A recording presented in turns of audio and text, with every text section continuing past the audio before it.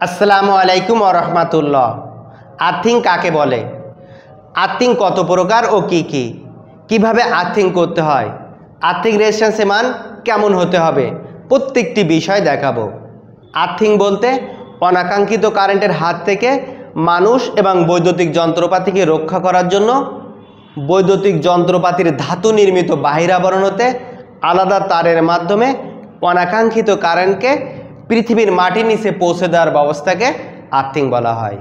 এখন প্রশ্ন আসতে পারে, অনাকাঙ্ক্ষিত কারেন্ট কাকে বলে? অনাকাঙ্ক্ষিত কারেন্ট বলতে যে কারেন্ট আমরা কখনো চাই না। তো যে কারেন্ট আমরা কখনো চাই না সে কারেন্ট কিভাবে আসতে পারে? এই ফ্রিজটি স্বাভাবিকভাবে চলছে, কোনো সমস্যা নাই। হঠাৎ করে এই ফ্রিজের কম্প্রেসার নষ্ট হওয়ার কারণে কারেন্ট এই বডিতে চলে আসছে। হঠাৎ এই কারেন্ট চলে আসাকে অনাকাঙ্ক্ষিত কারেন্ট বলা হয়। আর এই অনাকাঙ্ক্ষিত কারেন্টকে এই বৈদ্যুতিক যন্ত্রপাতির ধাতু নির্মিত বাইর আবরণ হতে আলাদা তারের মাধ্যমে এই পৃথিবীর মাটির নিচে পৌঁছে দেওয়ার ব্যবস্থাকে বলা হয় আর্থিং। আর্থিংয়ের উপাদান তিনটি। 1 number earth electrode, 2 number earthing lead, 3 number earth continuity তার। মাটির নিচের অংশ যেটি থাকে এই অংশকে বলা হয় আর্থ ইলেকট্রোড। আর্থ ইলেকট্রোড থেকে যে তারের মাধ্যমে ডিস্ট্রিবিউশন বোর্ড পর্যন্ত পৌঁছে দেওয়া হয় আর্থিং লিড। ডিস্ট্রিবিউশন বোর্ড থেকে বাড়ির বিভিন্ন পাওয়ার লোডে যে তার পৌঁছে দেওয়া হয় এই তারকে বলা হয় আর্থ কন্টিনিউটি তার। এবার জানাবো আর্থিং কত প্রকার ও কি কি। আর্থ ইলেকট্রোডের উপর ভিত্তি করে আর্থিং 5 প্রকার। 1 number pipe earthing, 2 number rod earthing, 3 number plate earthing, 4 number sheet earthing, 5 number strip বা কন্ডাক্টর আর্থিং। পাইপ আর্থিং বলতে আর্থ ইলেকট্রোড হিসাবে পাইপ ব্যবহার করা হয়, লোহার পাইপ ব্যবহার করা হয়, এই আর্থিংকে বলা হয় পাইপ আর্থিং। রড আর্থিং, আর্থ ইলেকট্রোড হিসাবে রড ব্যবহার করা হয়, সেই আর্থিংকে বলা হয় রড আর্থিং। প্লেট আর্থিং বলতে লোহা বা তামার প্লেট তৈরি করা হয়, এই প্লেটের আবার নির্দিষ্ট একটা মাপ আছে। আর্থিং করার জন্য একটা প্লেট ব্যবহার করা হয়। আর্থিং করার জন্য আর্থ ইলেকট্রোড হিসেবে যখন প্লেট ব্যবহার করা হয় সেই আর্থিংকে বলা হয় প্লেট আর্থিং। ঠিক প্লেট আর্থিংয়ের অনুরূপ শিট আর্থিং, তামা বা লোহার শিট ব্যবহার করা হয়, শিটেরও একটি নির্দিষ্ট মাপ আছে, সেই মাপ অনুযায়ী শিট তৈরি করে ইলেকট্রোড হিসাবে মাটির নিচে স্থাপন করতে হয়। স্ট্রিপ বা কন্ডাক্টর আর্থিং, কন্ডাক্টর বলতে তার, ইনসুলেশন বিহীন তার মাটির নিচে স্থাপন করে যে আর্থিং করা হয় এই আর্থিংকে বলা হয় স্ট্রিপ বা কন্ডাক্টর আর্থিং। এখন প্রশ্ন, এই আর্থিংয়ের ভিতরে বাসা বাড়ির ক্ষেত্রে সবচেয়ে ভালো কোনটি হবে এবং আর্থিংয়ের গভীরতা কত হবে? বাসা বাড়ি অফিস আদালত আর্থিংয়ের ক্ষেত্রে আর্থিংয়ের একটি নির্দিষ্ট মান আছে, শিল্প কলকারখানার জন্য একটা নির্দিষ্ট মান আছে, সাবস্টেশনের জন্য একটা নির্দিষ্ট মান আছে। আবাসিক এলাকা যদি সমতল হয় সেই ক্ষেত্রে আর্থিং রেজিস্ট্যান্সের মান সর্বোচ্চ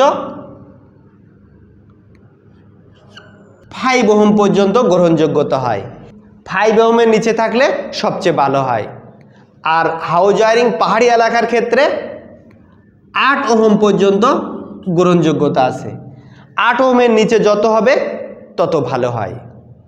হাউস ওয়ারিংয়ের ক্ষেত্রে এই 5টা পদ্ধতির যে কোনো একটি পদ্ধতি ব্যবহার করলে আর্থিং রেজিস্ট্যান্সের মান এই 5 ওহমের কম হতে হবে।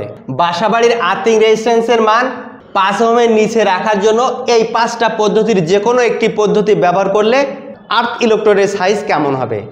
একটা বিষয় খেয়াল করবেন, আমাদের দেশে শুধুমাত্র বর্ষাকাল বাদে বাকি ম্যাক্সিমাম সময় মাটি 5 থেকে 7 ফিট শুকনা থাকে, 7 থেকে 8 ফিট পর্যন্ত মাটি হালকা ভিজা থাকে। আর আর্থিং করার উদ্দেশ্য অনাকাঙ্ক্ষিত কারেন্টকে পৃথিবীর মাটির নিচে পৌঁছে দেওয়া। সবচেয়ে ভালো হয় আর্থিং করার পরে আর্থ রেজিস্ট্যান্স পরিমাপ করা। যদি আর্থ রেজিস্ট্যান্স পরিমাপ করতে না পারেন তাহলে কমপক্ষে 20 ফিট মাটির নিচ পর্যন্ত আর্থ ইলেকট্রোড ব্যবহার করতে হবে। 20 ফিট মাটির নিচ পর্যন্ত আর্থ ইলেকট্রোড পৌঁছায় দিলে আর্থ রেজিস্ট্যান্সের মান কমে যাবে।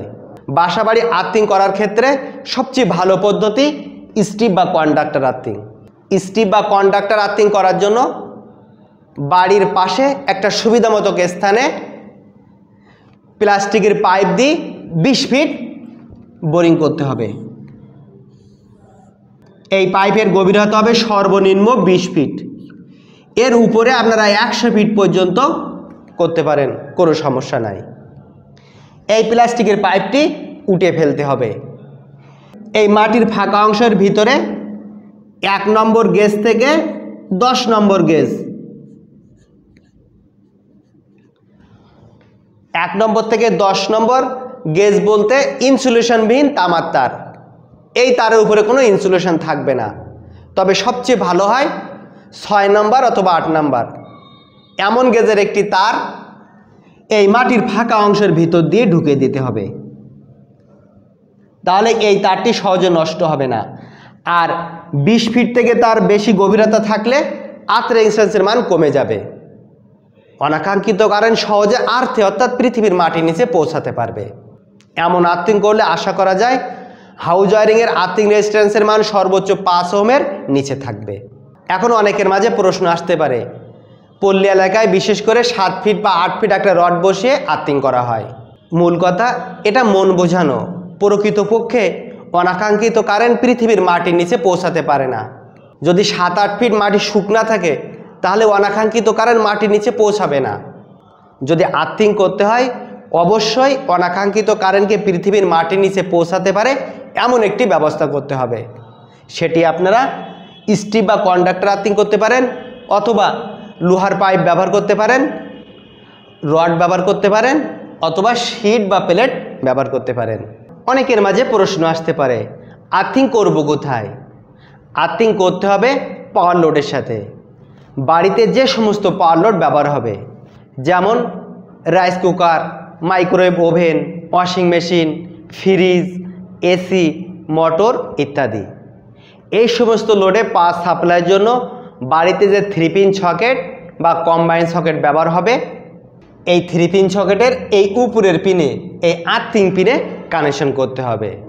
অর্থাৎ বিভিন্ন আর্থিং পদ্ধতির মধ্যে যে পদ্ধতি আপনি ব্যবহার করবেন, এই আর্থ ইলেকট্রোড হতে একটি তার, বাড়িতে ডিস্ট্রিবিউশন বোর্ড ব্যবহার হলে ডিস্ট্রিবিউশন বোর্ডের আর্থিং বাসবারে কানেকশন করতে হবে। ডিবি ডিস্ট্রিবিউশন বোর্ডে যে আর্থিং বাসবার থাকে এই আর্থিং বাসবারে কানেকশন করতে হবে। আর্থিং বাসবার হতে আর্থিং তারটি বাড়িতে যতগুলো পাওয়ার লোডের পয়েন্ট থাকবে, অর্থাৎ কম্বাইন্ড সকেট বা 3 পিন সকেট থাকবে, এই সকেটের উপরের পিনে আর্থিং তার কানেকশন করতে হবে।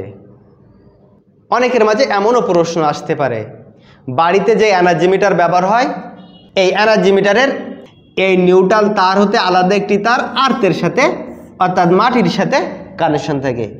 এমন কানেকশন থাকলে বাড়ি আর্থিং হবে কি না?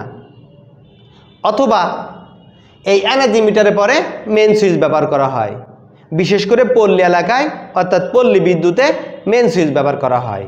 এই মেন সুইচের বডিতে এনার্জি মিটারের লোড সাইডে নিউট্রাল তার কানেকশন থাকে, আর বডি হইতে আলাদা একটি তার আর্থের সাথেও কানেকশন করে থাকে। এমন কানেকশন থাকলেও বাড়ি আর্থিং হবে কি না? না, কখনো হবে না। কারণ এখানে আর্থিং তারটি নিউট্রালের সাথে কানেকশন আছে। আর্থিং করতে হবে ইকুইপমেন্টের বডিতে। এই সম্পর্কে আরও বিস্তারিত জানতে আমার চ্যানেলে ভিডিও আছে, প্রয়োজন মনে করলে ভিডিও দেখে আসতে পারেন। ভিডিওটি ভালো লাগলে লাইক করবেন।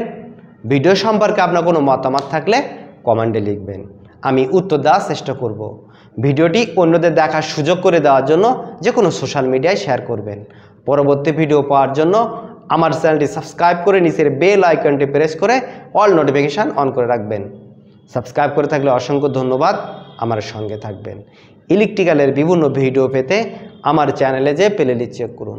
আশা করি প্রয়োজনীয় ভিডিও পেয়ে যেতে পারেন। আবার দেখা হবে। আল্লাহ হাফেজ। আসসালামু আলাইকুম। ওয়া রাহমাতুল্লাহ।